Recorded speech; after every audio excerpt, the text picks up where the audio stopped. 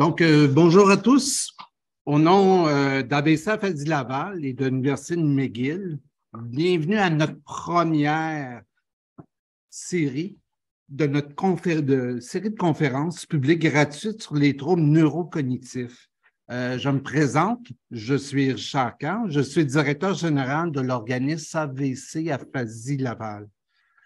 Grosso modo, qu'est-ce qu'on fait chez AVC Aphasie Laval? On offre entre autres des activités de socialisation, des activités de stimulation cognitive et aussi des activités de stimulation de la parole. Donc, nos services s'adressent autant au niveau des personnes qui ont eu des AVC, aux personnes aphasiques et aussi à leurs proches aidants. Donc, on cherche aussi, on favorise le mieux-être de l'ensemble de nos membres et on les accompagne dans la réintégration dans la communauté. Je suis accompagné aujourd'hui par Mme Diane Wagner, agente de communication et, agente des communications et des événements de la Faculté de médecine et des sciences de la santé de l'Université McGill. Le programme de formation sur la démence de l'Université McGill a été créé pour soutenir les personnes atteintes de démence et leurs partenaires de soins.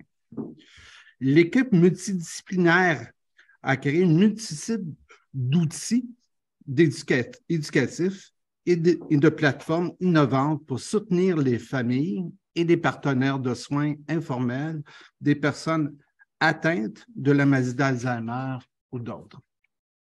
Nous sommes très heureux d'accueillir aujourd'hui pour notre première conférence publique comprendre le trouble neurocognitif qui sera présenté par Dr. Serge Gauthier. Dr. Gauthier nous informera sur les différents types de troubles neurocognitifs.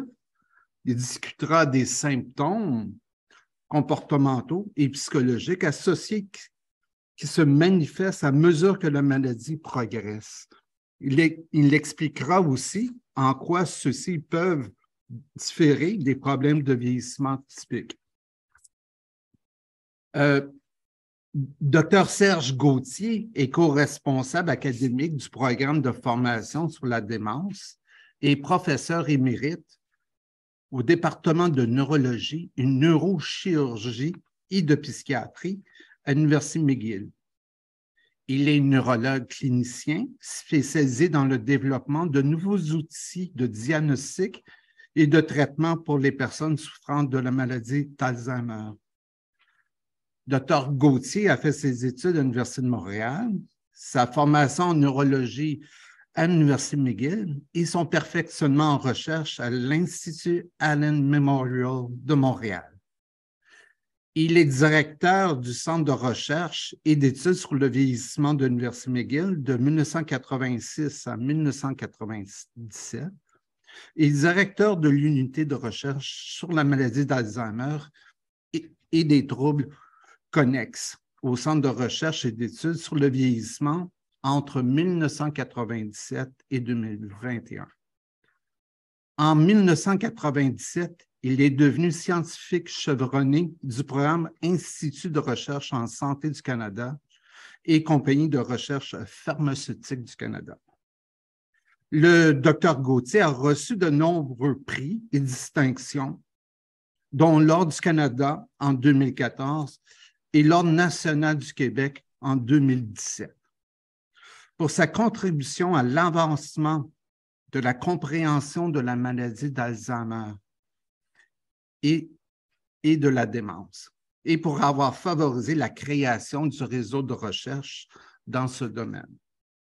Cette conférence durera 45 minutes et sera suivie d'une période de questions d'environ 15 minutes. Veuillez sauver vos questions jusqu'à la fin. Retenez vos questions jusqu'à la fin. Nous allons les prendre soit par le chat ou bien vous avez juste à lever la main dans la section réaction. Nous demandons de bien vouloir garder vos microphones en sourdine et Pendant la présentation, je m'excuse, notez que cette présentation sera enregistrée et mise en ligne pour un visionnement ultérieur. Docteur Gauthier, à vous la parole. Merci beaucoup, Richard, et bon après-midi à tous et toutes. C'est un honneur de démarrer cette série de conférences organisées conjointement par AVC Laval et McGill. Mon rôle aujourd'hui, c'est de vous parler comme vieux neurologue pour vous faire part de qu'est-ce qu'on recherche quand les gens viennent consulter. Je vais vous donner des indices de choses qui peuvent vous aider quand vous allez pour une visite, surtout pour un spécialiste. Et puis, on va parler des différents tests. On va démystifier ce que c'est qu'on fait quand on a des problèmes, soit pour sa mémoire, ou chercher ses mots, ou chercher son chemin. On va aussi parler de vieillissement normal et on n'en parlera pas en détail dans ma présentation, mais on peut en parler dans la période de questions. Est-ce qu'il y a des approches préventives, un peu comme vous faites dans le moment, M. Carl, avec votre approche non pharmacologique de stimulation, etc.? Oui, c'est une piste importante pour la prévention du déclin cognitif. Alors, la prochaine diapo, c'est pas moi qui ai le contrôle. Voilà, le contenu de notre présentation, ça dure à peu près 40 minutes. C'est d'abord les symptômes, comment ça évolue dans le temps. On va utiliser la maladie d'Alzheimer comme point d'ancrage, mais je vais quand même insister sur d'autres types de maladies qui peuvent causer des symptômes semblables. L'évaluation clinique, c'est pas compliqué. Qu'est-ce qu'on fait quand on va voir le médecin? Quel genre de questions vous allez vous faire poser? Quelle sorte de tests on fait? Je vais vous montrer des illustrations des tests. Vous pouvez les faire en ligne, mais pratiquez pas trop parce que c'est moins fiable quand vous venez consulter. Hein. Les tests complémentaires, c'est les prises de sang, ponction lombaire, scan du cerveau. On va regarder des exemples. Qu'est-ce qu'on fait quand on donne le diagnostic et quelle est la prise en charge initiale et après la période de questions? Voilà. La suivante, s'il vous plaît, Diane. Alors, ça, c'est un dessin qui est utilisé pour enseigner toutes sortes d'audiences. Ça peut être des médecins déjà en pratique, ça peut être des étudiants en médecine, ça peut être aussi des familles qui veulent savoir ce qui s'en vient. Puis, c'est utile pour expliquer le vieillissement normal. Vous allez voir. Donc, typiquement, 95% des gens qui ont l'Alzheimer vont avoir un peu ce profil avec le temps. Diane, peux-tu reculer? Merci. Alors, vous avez initialement des changements d'humeur, ensuite un changement des fonctions cognitives qui est relativement en ligne droite, ensuite un impact sur la vie de tous les jours. Ensuite, pour l'Alzheimer, une deuxième phase de troubles de comportement qui sont plus sérieux. Par exemple, vous ne reconnaissez pas la maison, votre conjoint, ça peut causer de l'agitation. Et enfin, de maladies, 5 à 8 ans plus tard, on a des changements qui ressemblent au Parkinson. Alors, on va vous montrer des illustrations et puis des explications sur ces différentes étapes dans la maladie. La suivante, s'il vous plaît. Alors, la prochaine illustration, c'est une dame, Diane? Oui. Alors, ça, c'est une dame qui fonctionne bien dans sa vie de tous les jours. Elle peut faire utiliser le téléphone, est en train de peut-être payer des factures. Elle a fait sa tasse de thé ou de café. Tout fonctionne bien. C'est vieillissement normal, pas d'inquiétude. Diapo suivante. Cette dame-là, hop, elle a oublié son mot de passe, arrivée à la banque. Par contre, c'est juste le mot de passe. Alors, si c'est écrit quelque part, comme on le fait la plupart d'entre nous, elle va savoir où il est écrit. Elle sait comment utiliser le système de la banque. Elle ne va pas oublier de payer ses factures. Il n'y a personne d'autre de sa famille qui s'inquiète ou de ses amis qui s'inquiètent. Alors, la suivante, ça s'appelle les plaintes subjectives au sujet de ses capacités intellectuelles. Alors, plainte, c'est pas un arrêt, c'est pas une perte, c'est juste je me plains. Ça, c'est tout le monde à certaines journées de la semaine. Qu'est-ce que je voulais faire dans le sous-sol? C'est quoi ton nom déjà? Où est-ce que j'ai mis mes clés? OK, tout ça, c'est normal. Subjective, ça veut dire qu'il y a juste vous qui s'inquiète, c'est pas votre conjointe ou vos amis ou votre famille. Et puis, tout le monde vit ça avec l'âge, puis il y en a qui commencent plus jeunes que d'autres. La suivante, c'est vous pouvez réagir négativement à ce changement avec l'âge. Il y a certaines personnes qui ont des nouveaux symptômes qu'ils n'avaient pas avant, qui, par exemple, ils sont moins actifs socialement, il y a un retrait social, moins de motivation, ils ont peur de ne pas pouvoir avoir une conversation. Ou bien ils sont grognons, plus qu'avant. Et puis ils sont anxieux un petit peu parce qu'ils savent qu'ils ne sont pas aussi vite dans leur fonctionnement social. Ça peut causer un peu d'agitation physique. J'ai peur de sortir, tu retournes en rond, je vais-tu y aller, j'irai pas à mon rendez-vous. Et puis, parfois même, il y a des gens qui ont des idées dans leur tête, là, comme quoi, écoute, ma fille veut prendre contrôle de ma vie. Bon, alors, ça, c'est un nouveau nom, ça, cet ensemble de symptômes. Trouble, déclin comportemental léger. Et c'est un psychiatre de Calgary qui a mis ensemble cette information. Ils ont fait un questionnaire. La suivante, je pense que c'est la version, voilà, c'est la version en français du questionnaire qu'il a mis au point. Ça s'appelle Inventaire du déclin comportemental léger. Et vous pouvez le faire en ligne. Je vous préviens, vous allez voir que votre conjoint, il y a souvent des petites choses là-dedans, puis nous-mêmes, on en a un peu. Certaines journées, on est plus grognon que d'autres. Des fois, on est un peu anxieux parce qu'on attend des choses par la poste. C'est le bruit normal de la vie. C'est le bruit de fond de la vie, ça. C'est normal. Ici, on parle de changements qui seraient nouveaux et qui seraient présents pour au moins 6 mois. OK?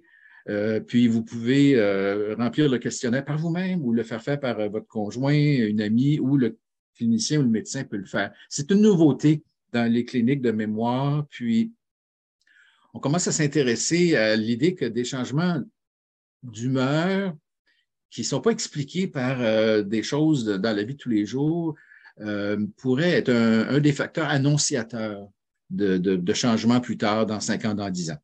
Voilà. La suivante. Alors, Diane, la prochaine? Voilà. Alors, on a une autre étape. Alors, déclin comportemental léger. Alors, on a mis une ligne rouge simplement pour illustrer le fait que vous pouvez avoir des changements d'humeur, comme je viens de le dire, sans avoir de plainte de mémoire. C'est ça la nouveauté de cette notion de déclin comportemental léger. C'est pas du tout prédicteur pour le moment, mais ça pourrait être un indice chez une personne, mettons, de 65 ans, que s'il y a des symptômes qui émergent, peut-être qu'elle devrait consulter d'abord pour vérifier qu'est-ce qui se passe. Ça peut être simplement un trouble hormonal, ça peut être un problème de la thyroïde. Ça vaut la peine de consulter. Et puis, si vous venez d'une famille à plus haut risque d'avoir l'Alzheimer à 70 ans, puis vous avez 60 ans, ça pourrait être une indication de se faire tester avec une prise de sang. Je vais revenir là-dessus plus tard. OK, la suivante. Alors, la dame, maintenant, elle a oublié d'aller chercher quelque chose ou quelqu'un qu'elle fait normalement de routine. Elle a oublié quelque chose d'important. Puis là, elle se tient la tête, puis elle dit, qu'est-ce que j'ai fait là? J'ai oublié les petits-enfants à la garderie. Puis sa fille, elle dit, maman, qu'est-ce qui se passe? C'est pas la boisson quand même. Alors, ils vont aller consulter leur médecin. Alors, la suivante. Alors, qu'est-ce qu'on fait chez le médecin? Bien, on fait un test qui s'appelle le MoCA, Montreal Cognitive Assessment, qui a été développé par un neurologue de la Rive-Sud de Montréal, le docteur Nasreddine. Et puis, ce test est disponible dans toutes les langues. Il y a 3 versions différentes en chinois, imaginez. C'est un bijou de test de dépistage pour des troubles cognitifs légers. Ça inclut, vous voyez en haut le dessin, 1, A, 2, qu'est-ce qu'il y a après 2? B, etc. On fait une horloge aussi. On vous demande de mettre les aiguilles à une certaine heure, identifier les 3 animaux. On vous fait répéter 5 mots, puis on vous distrait, puis on vous demande qu'est-ce que c'était les mots, puis après ça. Alors, vous voyez, c'est simple, mais ça a été bien pensé. Et puis, on a des chiffres précis. Alors, si quelqu'un a au moins 8 ans de scolarité, en haut de 65 ans, cette personne devrait avoir au moins 26 ou 27 sur 30. Voilà. Et puis, si on fait ce test, puis vous avez 25, c'est pas normal. On va peut-être le répéter un mois plus tard si on a traité quelque chose qui n'était pas en ordre dans votre santé, puis on refait le test, puis c'est rendu à 27. Ah ben, c'est réversible, ça s'améliore, tant mieux. Ou si c'est 26 sur 30, ben, on ne trouve pas de cause évidente, ben, on va peut-être refaire le test un an plus tard. Puis si c'est stable, ben, tant mieux. Mais si ça a décliné, ça peut vouloir dire que vous avez une maladie qui cause ce déclin cognitif. Alors, c'est un outil utilisé à travers le monde, développé au Québec. La suivante, s'il vous plaît. Alors, sur notre diagramme, là, on atteint un stade où les troubles neurocognitifs légers, qui est un terme utilisé en médecine maintenant, en anglais, puis en France, c'est Mild Cognitive Impairment. Au Québec, on dit que ce sont des troubles neurocognitifs légers. Et on voit la ligne rouge ici. Il peut y avoir des changements d'humeur légers, dépression, anxiété, mais il y a une atteinte cognitive qu'on peut mesurer c'est avec le test, le MoCA, ou un autre test qui ressemble, le MMSE, qui se fait aussi sur 30 points. Mais vous voyez que ça n'a pas d'impact sur la vie de tous les jours de façon significative. La personne peut vivre encore seule, sans inquiétude. Peut-être qu'elle va moins bien jouer au bridge. Alors, on parle d'une atteinte peut-être de certains passe-temps complexes, comme jouer aux échecs, jouer aux cartes. Mais dans la vie de tous les jours, ça fonctionne bien. Pas de démence. Alors, je vous rassure tout de suite, la moitié des gens qui ont ça, ce genre de troubles documentés par un test papier, ne vont pas progresser vers une démence. C'est clair? Ça peut être simplement quelqu'un qui a eu un petit AVC, en plus d'avoir du vieillissement du cerveau, puis après ça, il est stable si on prévient d'autres AVC. Ça peut être aussi quelqu'un qui avait une combinaison de facteurs qui dérangeait sa mémoire, par exemple des pilules qui dérangent la mémoire, certains médicaments pour la vessie, par exemple, ou l'estomac. Ça peut être quelqu'un qui avait des troubles d'audition, puis qui ne peut pas retenir ce qu'on n'a pas entendu, etc. Il y a plusieurs facteurs qu'on peut évaluer en première ligne en médecine de famille ou dans des cliniques gériatriques ou spécialisées pour voir s'il y a des facteurs modifiables chez ces gens-là. Et puis, il y a peut-être une fraction de ces gens-là qui ont l'Alzheimer, c'est un début d'Alzheimer. Et puis, je vais revenir sur les tests supplémentaires qu'on peut faire pour ceux qui veulent avoir un diagnostic tout de suite.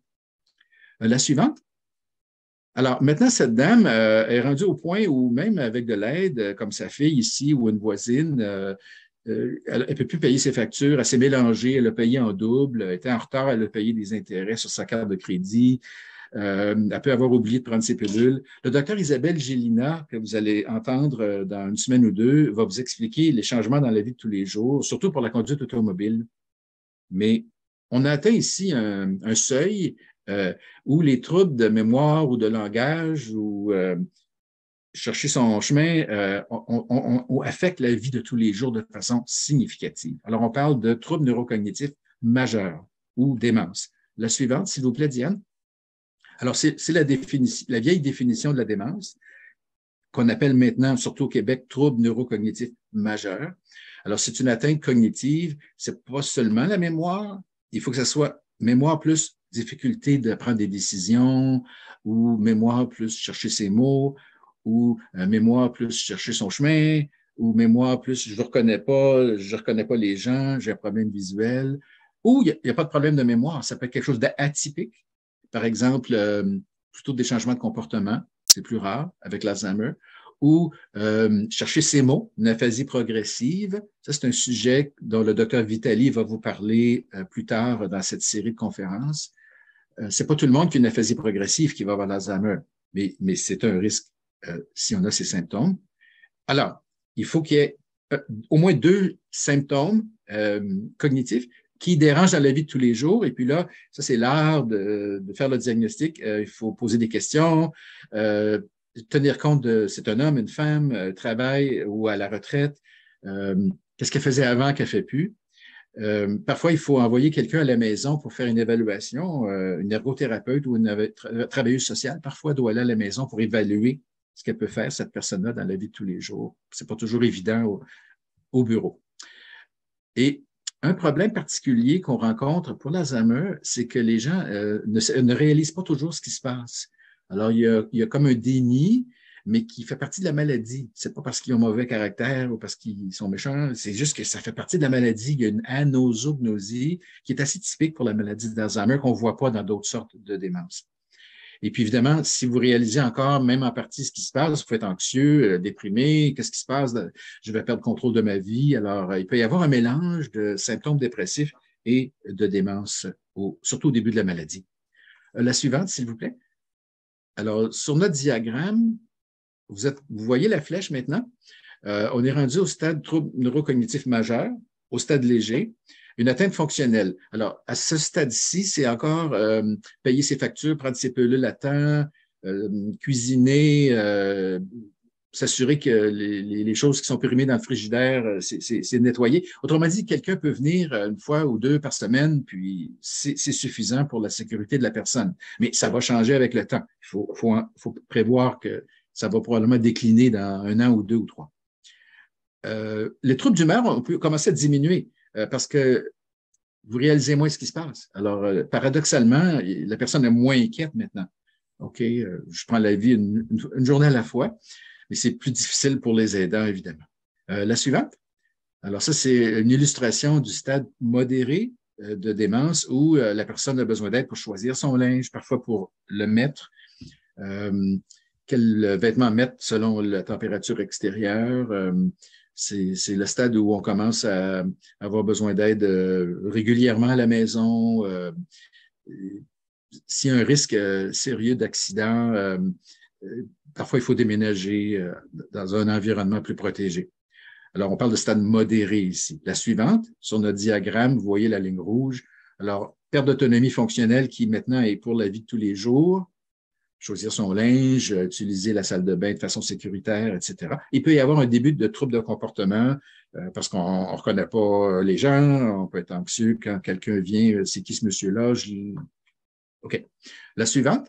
Et le dernier stade, c'est physique. Un peu comme dans le Parkinson avancé, vous avez des troubles à la marche, vous pourriez tomber et vous allez avoir des difficultés pour avaler et qui peuvent mener à une pneumonie d'aspiration. Alors, ça, c'est 8 ans d'évolution à peu près à partir du début des symptômes. La suivante, je pense qu'on a une illustration encore avec nos lignes. Alors, vous voyez, on est rendu au stade dit sévère ou avancé. C'est pas mal commun à tous les types de démence, que ce soit du Parkinson ou démence à corps de Lewy ou Alzheimer ou infarctus multiple du cerveau ou démence vasculaire. Ça se ressemble un peu à ce stade-ci de la maladie. Tout le monde a des problèmes à la marche et pour avaler et ils ont besoin d'aide tout le temps. Voilà. La suivante, s'il vous plaît. Alors, le médecin pourrait avoir évalué quelqu'un qui est au stade très léger, plainte subjective, ou stade léger, déclin subjectif, mais avec un test MoCA qui montre une atteinte. Donc, selon la tolérance de l'environnement de la famille, parfois les gens viennent au stade modéré pour faire un diagnostic. Dans notre milieu au Québec actuellement, les gens viennent plus tôt qu'avant. Comparé à il y a 30 ans, les gens viennent plus tôt pour consulter. On voit même des gens dans la cinquantaine qui viennent simplement parce qu'ils sont inquiets, parce qu'ils ont pris soin de leurs parents qui est maintenant mort de démence et puis maintenant ils s'inquiètent pour le risque. On ne parlera pas d'eux aujourd'hui, à moins que vous avez des questions. Mais c'est pas surprenant maintenant dans nos cliniques spécialisées de voir des gens qui ont 60 à 70 ans, qui ont des symptômes légers. Et puis, on est content de les voir parce que c'est peut-être le moment de la maladie, s'ils ont une maladie d'Alzheimer, où on peut les aider le plus. Alors, histoire avec une personne fiable. Si parce que quelqu'un a une démence, même au stade léger, ça prend quelqu'un pour nous donner une histoire, depuis combien de temps les symptômes évoluent, etc. Si la personne vient seule, c'est pas facile. Parfois, ça prend de l'information complémentaire. Il faut appeler un ami, un compagnon de travail. Il faut envoyer une ergothérapeute ou une surveilleuse sociale à la maison pour voir comment la personne est dans son environnement. L'examen physique, c'est pas compliqué. C'est comme un examen normal une fois par année par un médecin de famille. L'examen neurologique, ça peut être fait aussi par un médecin de famille parce que ce qu'on cherche, c'est simplement s'il y a une asymétrie. Quand on cherche les réflexes dans les bras, les jambes, puis on vous chatouille la plante des pieds, ce qu'on cherche, c'est une asymétrie. Alors, si vous avez un côté du corps qui réagit trop vite au coup de marteau, ça peut suggérer qu'il y a un problème de l'autre côté du cerveau, soit un AVC, soit une tumeur cérébrale ou un problème X. C'est rare, mais ça arrive. Alors, c'est ça l'examen neurologique, c'est pas rien de sorcier. Le MoCA, on en a déjà parlé, vous avez vu l'illustration. Le MMSE, c'est un test aussi sur 30 points qui est fait soit par un membre du personnel, soit par le médecin. Et certaines personnes qui ont des troubles de langage ont besoin de tests neuropsychologiques supplémentaires. Le docteur Paolo Vitali, que vous allez entendre bientôt dans cette série de conférences, il est aussi neuropsychologue. Alors, le MoCA, le MMS, ce ne serait pas aussi utile chez quelqu'un qui a une aphasie progressive parce que ce sont des tests qui demandent compréhension du langage et puis de répondre verbalement. Mais il y a des tests complémentaires qui peuvent être faits, puis c'est sa spécialité. Il va vous parler des tests qu'on fait pour les gens qui sont aphasiques. La suivante, s'il vous plaît. Qu'est-ce qu'on fait comme test complémentaire? Alors, on envoie les gens pour une prise de sang. C'est les mêmes tests qu'on ferait pour une visite annuelle chez le médecin. Je ne sais pas s'il existe encore des visites annuelles périodiques, mais si vous en avez une, ce serait le genre de bilan sanguin qui serait fait. Est-ce que vous avez de l'anémie? Est-ce que vous êtes diabétique? Est-ce que votre thyroïde fonctionne bien? Rien de sorcier. Le scan du cerveau est pas mal standard au Québec. C'est le scan de base. Il n'y a pas de colorant qui est injecté. On veut voir simplement s'il y a des trous dans le cerveau, s'il y a trop d'eau dans le cerveau, s'il y a une tumeur ou quelque chose d'imprévu. C'est rare qu'on trouve quelque chose qui va modifier le diagnostic ou le traitement, mais c'est une bonne pratique de faire un scan cérébral, sauf dans certaines circonstances. On n'a pas besoin d'en parler à moins que vous avez des questions, mais autrement dit, si vous avez 95 ans et vous avez déjà une démence depuis 5 ans, on ne vous fera pas faire un scan cérébral, à moins qu'il y ait une raison spéciale de le faire, comme une confusion aiguë ou une asymétrie des réflexes, etc. Mais la majorité des gens de Laval ou de la grande région de Montréal qui vont consulter pour leur mémoire ou parce qu'ils cherchent leurs mots vont avoir un scan du cerveau de base. Le scan cérébral, CT ou TACO, comme on dit à Québec, ou l'IRM, la résonance magnétique, imagerie par résonance magnétique, peut être faite également. Et je vais vous montrer quelque chose qu'on cherche à la résonance magnétique qui est particulier à l'Alzheimer. La suivante, s'il vous plaît, Diane. Alors ici, vous avez 5 personnes différentes qui ont eu un IRM du cerveau. Vous avez l'image comme ça. Alors, ce qui est en noir dans le milieu, ce sont les ventricules, c'est de l'eau. Le cerveau baigne dans de l'eau pour absorber les chocs et puis aussi pour faire une espèce de lavage. Alors, le liquide qui est fabriqué dans le cerveau, ça va vers le bas du dos. Puis quand on fait une ponction lombaire, à la base de la colonne, ben, c'est le liquide qui vient d'en haut. On nettoie les produits fabriqués par le cerveau de cette façon-là. Vous avez en 0 quelqu'un qui a un beau cerveau, ça peut être quelqu'un de 70 ans, pas de symptômes, pas de problème avec ses tests de mémoire. L'IRM est fait parce qu'on le considère comme un contrôle, quelqu'un avec qui on peut comparer d'autres images. Et puis, vous voyez encerclé en rouge une hippocampe. C'est une partie du cerveau qui a rapport avec la mémoire. Il y en a 2, un de chaque côté. Ici, on illustre juste un côté, mais il y en a 2. Et vous voyez en numéro 1, l'hippocampe est un peu plus petite. En numéro 2, elle est encore plus petite. En numéro 3, on la voit à peine. Puis numéro 4, il n'y en a plus d'hippocampe. Alors, c'est différents stades d'atrophie de cette région du cerveau qui est atteinte quand on a l'Alzheimer à 90 %. Mais il y a des gens qui ont l'Alzheimer où l'hippocampe n'est pas aussi atrophique que cela. Vous pouvez avoir aussi des petits hippocampes toute votre vie. Vous n'avez jamais eu une très bonne mémoire.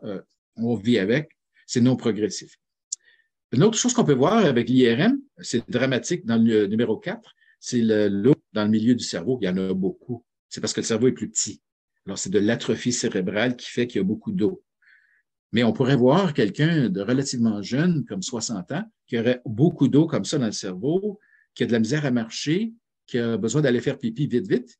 Alors, on dirait que c'est de l'hydrocéphalie. Et peut-être que cette personne a besoin d'une chirurgie. On met un tuyau dans le cerveau, on enlève le liquide avec une valve parce qu'il y a trop d'eau. Ça, c'est rare. Puis ça pourrait être le genre de choses qu'on trouve avec le scan. La suivante, s'il vous plaît, Diane. Alors, une autre sorte de scan qui est fait souvent à Laval, dans la grande région de Montréal, partout au Québec, c'est couvert par l'assurance maladie du Québec, contrairement dans le reste du Canada, ce qui est épouvantable. C'est un TEP. C'est une technique qui utilise un autre type d'isotope. Ce sont des isotopes qui émettent des particules qui s'appellent des positons. Alors, on dit tomographie par émission de positons.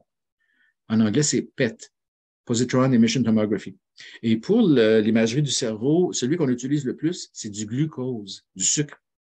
Et c'est pour ça qu'on dit FDG, fluorodéoxyglucose. C'est du sucre sur lequel on a attaché un isotope qui est du fluor radioactif. Alors, c'est le même scan qu'on utilise pour le même type de ligand, de produits chimiques qu'on utilise pour le cancer. Alors, je ne sais pas si d'entre vous ont eu un scan de tout le corps avec du glucose radioactif ou vous connaissez quelqu'un peut-être qui a eu un scan du cerveau, pas du cerveau, mais du corps entier. C'est pour voir s'il y a des métastases. Pour le cerveau, c'est une caméra qui est différente. On voit seulement l'image du cerveau. Et c'est un test qui est fait régulièrement au Québec chez les gens plus jeunes que 65 ans ou les gens, quel que soit leur âge, qui ont surtout de l'aphasie progressive ou autres symptômes atypiques, comme par exemple, j'ai de la misère à reconnaître les gens, par contre, ma mémoire est encore bonne. Alors, ça ne serait pas typique d'une maladie d'Alzheimer. Le scan est indiqué ici. L'avantage de faire ce scan, c'est qu'il ne coûte pas cher. Il est disponible dans tous les hôpitaux de la grande région, Laval, Montréal, et ça vous donne une carte du cerveau, je vais vous en montrer une dans un instant, qui peut nous guider sur la cause des symptômes. Alors, la suivante, s'il vous plaît, Diane. La suivante. Voilà. Alors, vous avez ici les couleurs rouges dans le milieu. C'est du glucose qui est en train d'être brûlé dans le cerveau de cette personne de façon normale. Alors, vous voyez qu'il y a beaucoup de rouge. Alors, c'est une personne qui est réveillée, qui a les oreilles bouchées, puis qui est supposée être en train de méditer. Il n'y a pas de bruit, c'est au repos. Et vous voyez, il y a du rouge égal en avant, en arrière, dans le milieu. Vous voyez à droite, celui qui est marqué AD, c'est quelqu'un qui a l'Alzheimer à un stade léger, mais on voit qu'il y a beaucoup moins de rouge. Donc, le glucose n'est pas métabolisé de façon normale chez cette personne, puis c'est dans certaines régions particulières. Alors, ça nous donne une carte des régions où il y a moins de sucre utilisé, donc il y a moins de glucose utilisé. Ça veut dire qu'il y a moins de cellules nerveuses pour l'utiliser.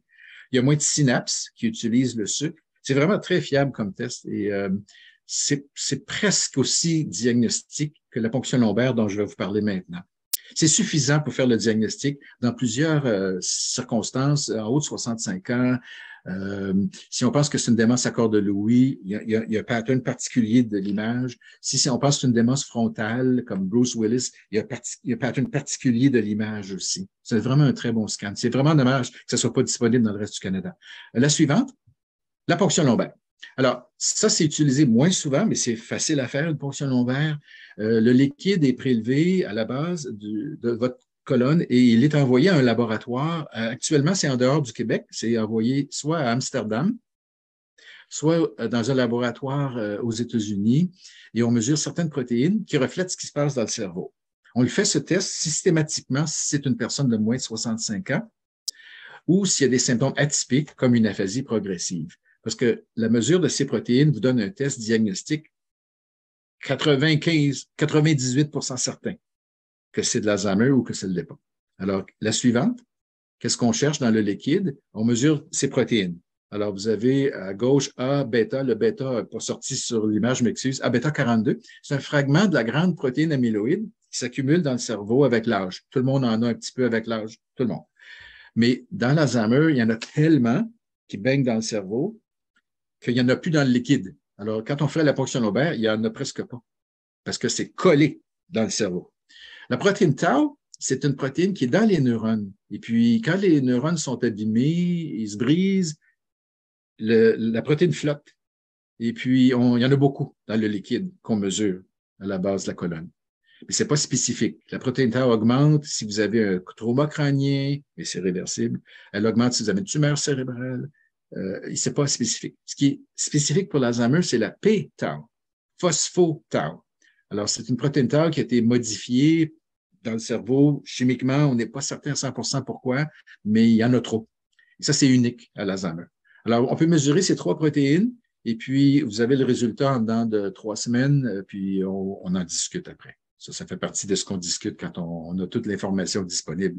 Mais c'est un test qui est très utile pour des présentations atypiques de démence ou de l'aphasie progressive, par exemple. La suivante, s'il vous plaît. Diane? Oui. Alors, une fois qu'on a fait habituellement 2 visites où on vérifie l'histoire médicale, on fait l'examen physique une couple de fois, on refait le test MoCA ou MMS une couple de fois. Est-ce qu'il y a là, on réfléchit. Est-ce qu'il y a un déclin cognitif? Est-ce qu'on peut le mesurer peut-être en 2 visites, en 6 mois, parfois 1 an? Est-ce que ça interfère avec la vie de tous les jours? Alors, avec toute l'information disponible, qui peut impliquer une visite à domicile, est-ce qu'il y a un impact dans la vie de tous les jours? Est-ce qu'il y a une dépression? Parce que s'il y a une dépression mélangée à des déclins cognitifs, peut-être qu'il faut traiter la dépression puis réévaluer après. Est-ce qu'il y a d'autres maladies qui peuvent expliquer les symptômes? Est-ce qu'il y a un trouble métabolique, un diabète mal contrôlé, une malnutrition, etc.? Est-ce qu'il y a des effets secondaires de certains médicaments? Ça, c'est important. Puis, bonne nouvelle, les pharmaciens sont très bons pour gérer l'effet additif de certains médicaments qui sont prescrits pour différentes raisons. Par exemple, si vous prenez un médicament pour la vessie, pour aller à la toilette moins souvent, il y a un effet anticholinergique qui peut nuire à la mémoire un peu. Si vous prenez en plus un médicament pour l'estomac, un des vieux médicaments qu'on utilise moins maintenant, il y a aussi un effet anticholinergique. Alors, les pharmaciens ont un logiciel qui permet de mesurer la charge ou le fardeau cholinergique. Et si vous n'êtes pas certain si vos médicaments dérangent la mémoire, demandez au pharmacien ou à la pharmacienne. Ils vont vous le dire tout de suite. Il n'y a pas d'inquiétude. Oh, prenez 3 médicaments ensemble, peut-être que celui-là, vous n'avez plus besoin, arrêtez le don, puis on va voir si ça améliore votre mémoire.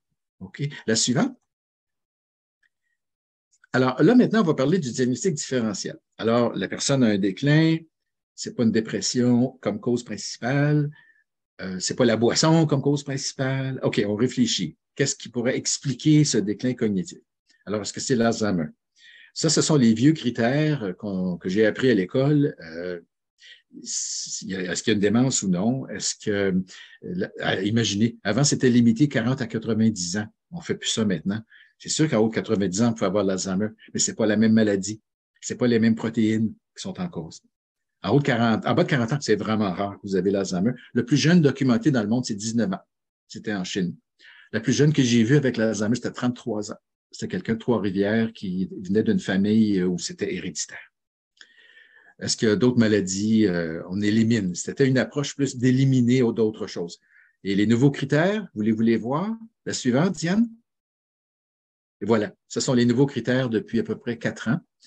ATN. Alors, si vous avez de l'amyloïde dans le cerveau, si vous avez de la protéine tau, surtout celle qui est spécifique, phospho-tau dans le cerveau, et si vous avez une atrophie cérébrale qui peut être documentée par l'IRM ou par le TEP glucose, c'est de l'Alzheimer. Même si vous n'avez pas de symptômes. Ça, c'est un débat actuellement. Est-ce qu'on peut dire à quelqu'un qui a 50 ans qui aurait ATN, qui n'a pas de symptômes, est-ce que c'est de l'Alzheimer? Il a la maladie d'Alzheimer ou il y a juste le risque de l'avoir? Et pour le moment, la plupart des gens, en dehors des États-Unis, disent que c'est un risque. Parce qu'en haut de 90 ans, presque tout le monde est ATN positif, mais seulement la moitié des gens ont des déclins cognitifs. Donc, il y a une protection qui fait que ce n'est pas tout le monde qui a des symptômes. Et le facteur principal pour éviter d'avoir des symptômes en haut de 90 ans, c'est de ne pas avoir d'accident vasculaire cérébral. Ça a été bien démontré dans une étude faite avec des religieuses, où les religieuses qui avaient à l'autopsie ATN positif, qui n'avaient pas de symptômes, par rapport à celles qui en avaient des symptômes, la différence, c'était des petits AVC chez celles qui avaient des symptômes. Alors, attendez-vous à d'ici 1 an, dans nos cliniques de mémoire spécialisées au Québec, on utilise ce genre de définition de la maladie d'Alzheimer. C'est une grande avancée parce que ça nous donne un diagnostic biologique précis qui va peut-être permettre aux gens d'avoir accès à un traitement rapidement. Je ne vous cache pas aussi que j'ai beaucoup d'espoir qu'une prise de sang, c'est en cours de validation, mais une prise de sang pourrait nous donner déjà un bon indice si vous êtes ATN positif avant même qu'on fasse des scans ou une ponction lombaire. La suivante, s'il vous plaît. Les autres maladies qui nous viennent en tête quand on voit quelqu'un de 70 ans et plus qui se plaint de sa mémoire ou qui cherche ses mots, qui cherche son chemin, est-ce que c'est une démence vasculaire? C'est très rare de nos jours, comparé à il y a 2 générations. Il y a une différence due peut-être parce que les gens fument moins, prennent mieux soin de leurs facteurs de risque vasculaire, haute pression, diabète, cholestérol.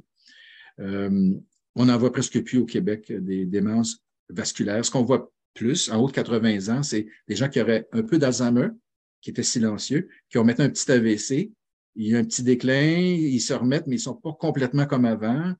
Ça, c'est quelqu'un qui a une maladie mixte. Un peu d'Alzheimer, un AVC ou 2. Et puis, ces gens-là sont plus stables, sont moins à risque de progression vers d'autres stades plus avancés de démence s'ils prennent bien soin de leurs facteurs de risque vasculaire. La suivante, c'est la démence à corps de Louis, je crois. Oui. Alors ça, c'est une chose que les médecins de famille de la grande région de Montréal et de Laval reconnaissent facilement. Je ne sais pas pourquoi, mais quand un médecin de famille nous réfère quelqu'un, est-ce que c'est démence à corps de Louis? C'est presque 100% oui. Parce que ce sont des gens de 65 ans et plus qui peuvent se plaindre un peu de leur mémoire, mais c'est pas toujours pareil dans la journée et ils ont beaucoup d'hallucinations visuelles, ce qui est très atypique pour une maladie d'Alzheimer. Alors, ils peuvent avoir l'impression qu'il y a quelqu'un d'autre dans la maison. Ça peut être juste une impression, une ombre. Ça peut être aussi quelqu'un qui voit, puis ils mettent la table pour une personne supplémentaire. C'est à ce point-là. C'est rarement des animaux. Habituellement, ça serait des chats. Mais c'est ça, des hallucinations qui ne font pas peur aux gens qui les éprouvent. Donc, il ne faut pas traiter les hallucinations avec des tranquillisants majeurs. Par contre, ça nous donne un diagnostic parfois rapide que c'est une démence à corps de Louis qui répond très bien à certains médicaments dont je vais vous parler tout à l'heure. La suivante, c'est la maladie de Parkinson. Alors, si vous avez la maladie de Parkinson pendant 10 ou 12 ans, il y a un ralentissement de la capacité à se rappeler de certaines choses, mais ce n'est pas une perte de mémoire comme on a dans l'Alzheimer. C'est plus un ralentissement. Il y a une lenteur aussi pour prendre des décisions. Donc, on parle plus de troubles exécutifs, mais ça dérange aussi dans la vie de tous les jours, en plus du problème physique, rigidité, tremblement, troubles à la marche. Donc, on parle de démence associée au Parkinson et qui répond aussi bien au traitement dont je vais vous parler tout à l'heure. La suivante. Alors, le médecin a fait sa réflexion. Parfois, s'il n'est pas sûr, il va référer à un neurologue ou un psychiatre ou un gériatre selon le type de symptômes puis l'âge de la personne. Et puis, on va dire, avec l'information disponible actuellement, notre impression est que vous avez une démence ou un trouble neurocognitif majeur et la cause la plus probable est, à moins que vous ayez eu le diagnostic biologique ATM. Et c'est possible que ça change dans le temps. On voit parfois des gens qui ont ce qui semble être de l'Alzheimer, mais 2 ans plus tard, ils sont complètement différents. Ils tombent par en arrière, les yeux arrêtent de bouger, alors ils avaient autre chose que l'Alzheimer, mais on le sait avec le temps. Donc, il faut être honnête et dire aux gens, avec le temps, ça pourrait changer, ça pourrait être une autre sorte de maladie que l'Alzheimer, si on n'a pas eu les tests fonction lombaire ou scan ATM. Maintenant, qu'est-ce qu'on dit aux gens? Ça dépend comment ils vont réagir. Alors, il faut bien sûr avertir la famille ou l'aidant naturel, la personne qui a une responsabilité légale. Qu'est-ce qu'on dit à la personne qui a les symptômes?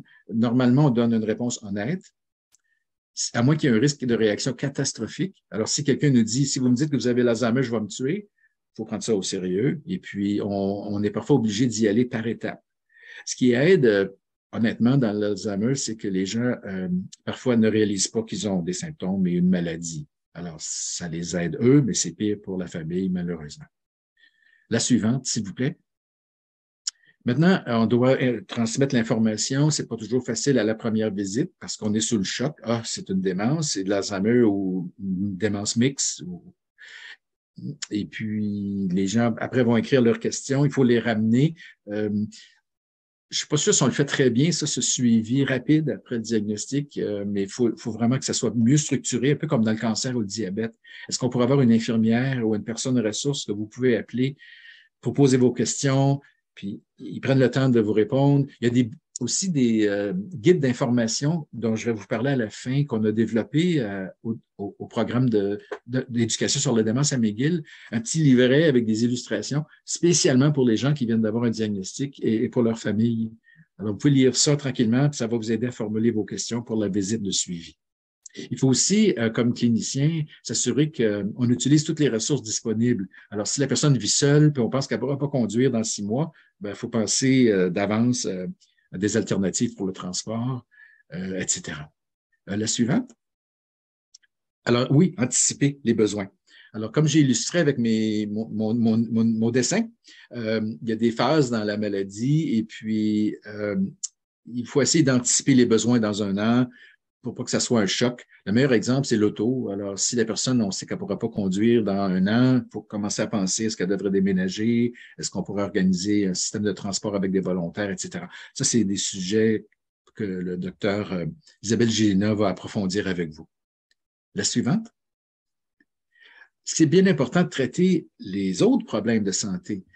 C'est surtout les gens de 80 ans et plus, ils ont d'autres bobos. En haut de 90 ans, la démence est souvent le moindre de leurs bobos.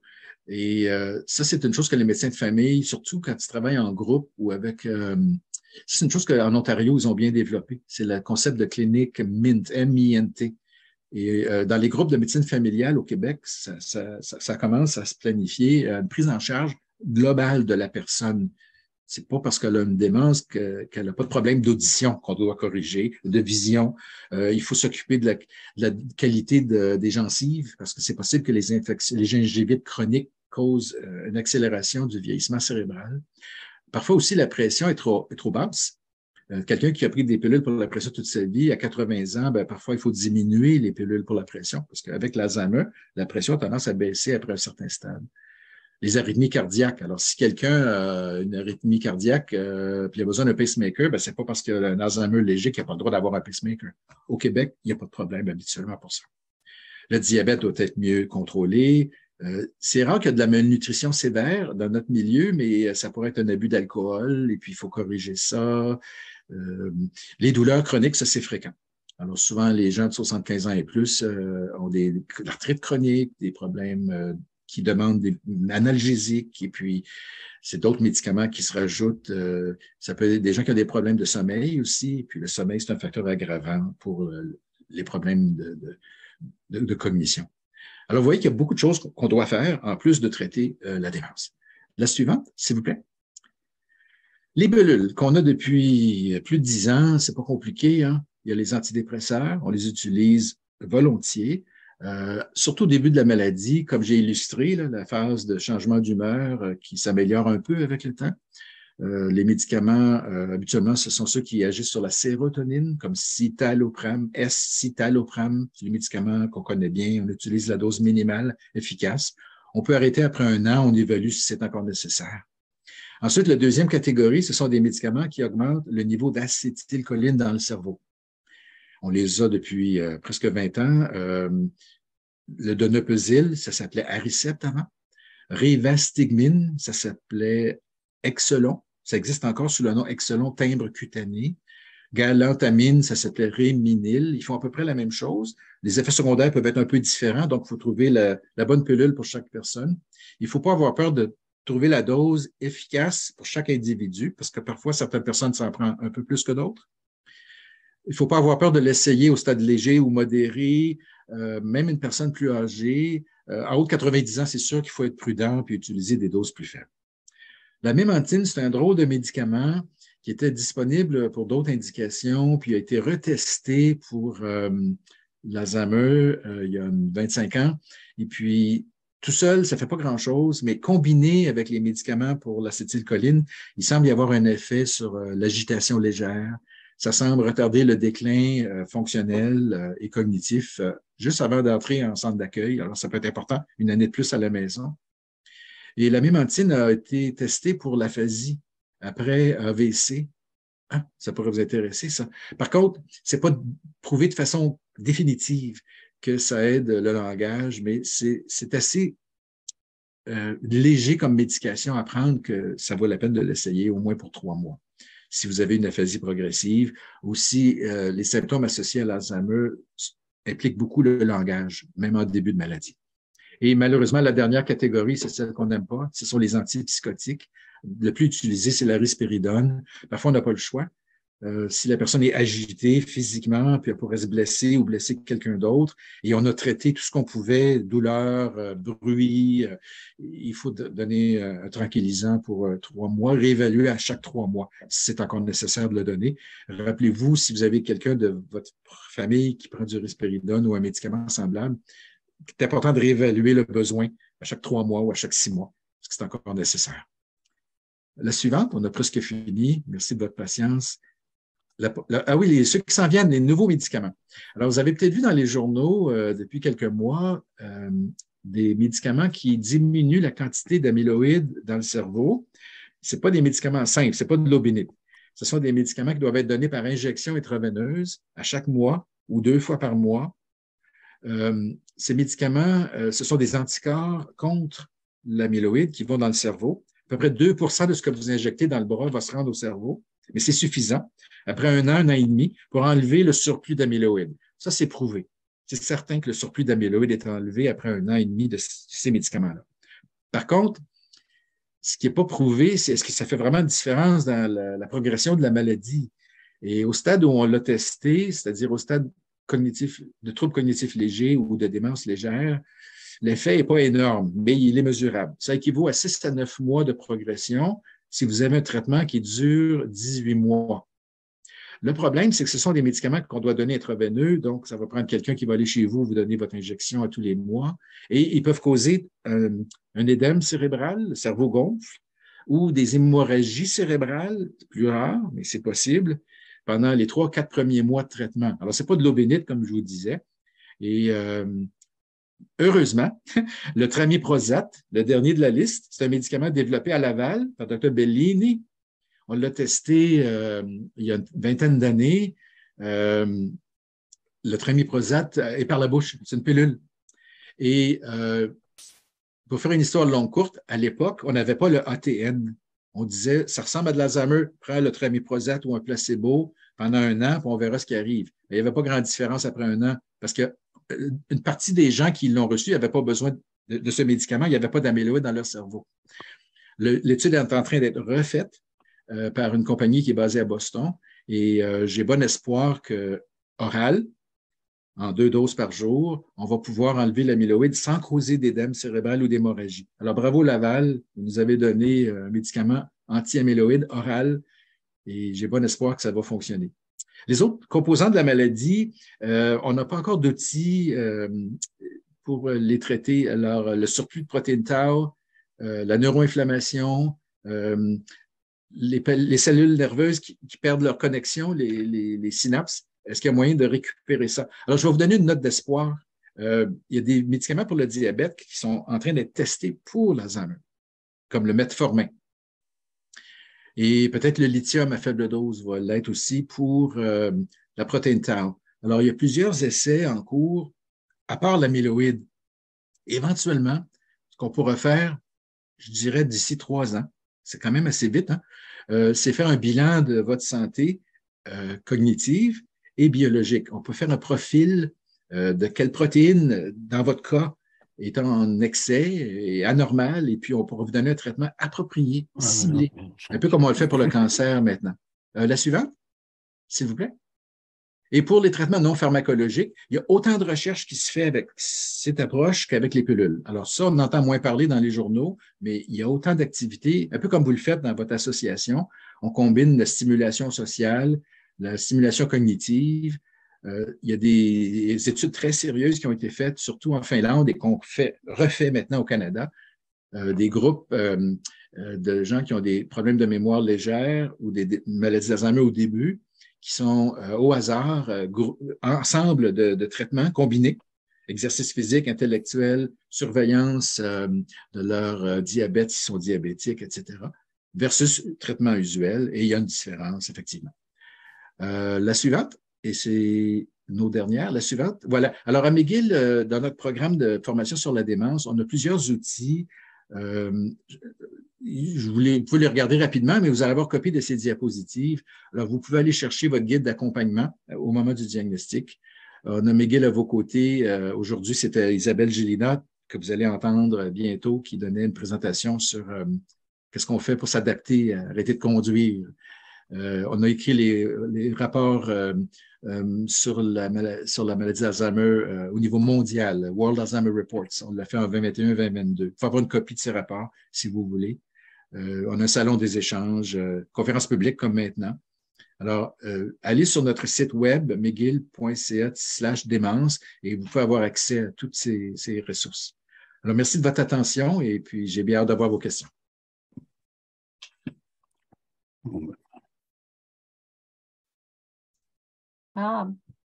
Merci beaucoup, Dr. Gauthier. C'est grandement apprécié. Si les gens ont des questions, vous pouvez soit lever la main ou les taper dans le chat, s'il vous plaît. Oui, Diane, j'en ai une ici de Suba. Ce sera pas long, je vais juste tourner. Vas-y, Suba, de Cap. Bonjour, merci pour la présentation. C'était vraiment très, très intéressant.